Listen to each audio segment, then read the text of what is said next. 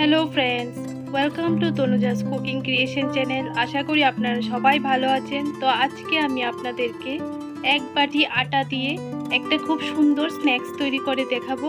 আর এই স্ন্যাক্সগুলি আপনারা সকালে বা বিকালে চায়ের সঙ্গে খেতে পারেন।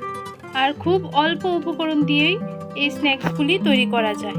তো চলুন দেখে নেওয়া যাক কিভাবে তৈরি করছি আমি। এখানে আমি এক বাটি আটা নিয়ে নিয়েছি। এবার বাউলটার মধ্যে ঢেলে দিয়ে দিলাম। তারপর হাফ টেবিল স্পুন নুন দিয়ে দিলাম। নুনটা আপনাদের পরিমাণ অনুযায়ী বুঝে দেবেন। এবার আমি 4 টেবিল স্পুন ঘি দিয়ে দেব।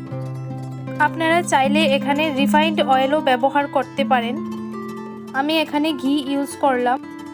এবার একটু সময় নিয়ে ভালোভাবে আটাটাকে মেখে নিতে হবে, যেন ভালো করে ময়ানটা হয়ে যায়। তো দেখুন আমি ভালোভাবে 5 মিনিটের মতো ডলে নিয়েছি। এবার একটা বাটির মধ্যে আমি 4 টেবিল স্পুন নিয়ে নিয়েছি জল, আর 4 টেবিল স্পুন দিয়ে দিচ্ছি চিনি।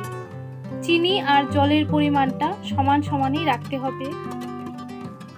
এবার দিয়ে চিনিটাকে একটু নেড়ে গলিয়ে নিতে হবে। পুরোটা চিনি গলাতে হবে না। তো আমি 1 মিনিটের মতো একটু নেড়ে গলিয়ে নিয়েছি। দেখুন অল্প অল্প চিনি এখনো নিচে রয়েছে। তো এবার আমি এই জলটা দিয়েই স্ন্যাক্সের ডোটা তৈরি করব। তো অল্প অল্প জল দিয়ে ভালোভাবে মেখে নিতে হবে। আমি পুরোটা জল একসঙ্গে দেব না, অল্প অল্প বুঝে বুঝে দিতে হবে। এবার ভালোভাবে 5 মিনিটের মতো ডলে মেখে নিতে হবে। তো দেখুন আমার মাখা হয়ে গেছে, কত সফট হয়েছে ডোটা। আমি 5 মিনিটের জন্য রেস্টে রেখে দিয়েছিলাম। এবার আমি একটা বেলনি নিয়ে ভালোভাবে একটু বেলে নিচ্ছি। আর একটু থিকনেস রাখতে হবে, বেশি পাতলা করলে চলবে না। এবার আমি সাইড থেকে কেটে সমান করে নিচ্ছি। আর এই সাইডের অংশটি আপনারা চাইলে অন্য ডোটার সঙ্গে মিলিয়ে নিতে পারেন বা এমনিতেই ভেজে নিতে পারেন। তো দেখুন আমি একটা বিস্কুটের শেপ দিয়ে দিচ্ছি মাঝখান থেকে কেটে। এবার আমি এই চাকুটা দিয়েই বিস্কুটের মতো ডিজাইন করে দেব। এইভাবে আমি সবগুলি বিস্কিটই ডিজাইন করে দেব।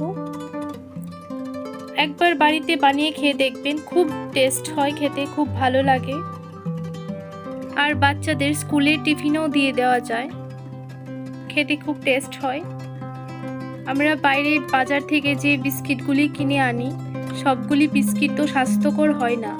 আমরা ঘরে যদি এইভাবে বানিয়ে খাই তাহলে খুবই হেলদিকর খাবার এটা। একবার বানিয়ে দেখতে পারেন। তো দেখুন আমার শেপগুলি দেওয়া হয়ে গেছে। এবার আমি একটা ফ্রাইং প্যানের মধ্যে অয়েল দিয়ে দিয়েছি। অয়েলটা গরম হয়ে গেছে। এবার আমি একটা একটা করে স্ন্যাক্স দিয়ে দিচ্ছি। আর চুলার আঁচটাকে একদম লোতে রাখতে হবে, না হলে স্ন্যাক্সের ভেতরটা কাঁচা থাকবে আর উপর থেকে পুড়ে যাবে।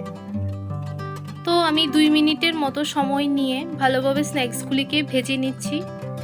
তো স্ন্যাক্সগুলি আমার ভাজা হয়ে গেছে। এবার আমি নামিয়ে নেব। তো সেম ভাবে আমি অন্য স্ন্যাক্সগুলিও এইভাবে ভেজে নেব। তো ফ্রেন্ডস, আমার এই স্ন্যাক্সের রেসিপিটা যদি আপনাদের ভালো লাগে তাহলে আমার চ্যানেলটাকে সাবস্ক্রাইব করে দিন এবং পাশে থাকা বেল আইকনটি দাবিয়ে দিন। তাহলে আমার নতুন নতুন ভিডিওর আপডেট আপনারা পেয়ে যাবেন। আর যদি ভালো লাগে একটা কমেন্ট করে আমাকে জানাবেন কেমন হলো রেসিপিটা। একটা লাইক করে দেবেন আর আপনার বন্ধুদের সঙ্গে শেয়ার করতে ভুলবেন না। তো আজকের জন্য এতটুকুই। আরেকটা নতুন রেসিপি নিয়ে দেখা হবে আপনাদের সঙ্গে। ততক্ষণ আপনারা ভালো থাকুন, সুস্থ থাকুন।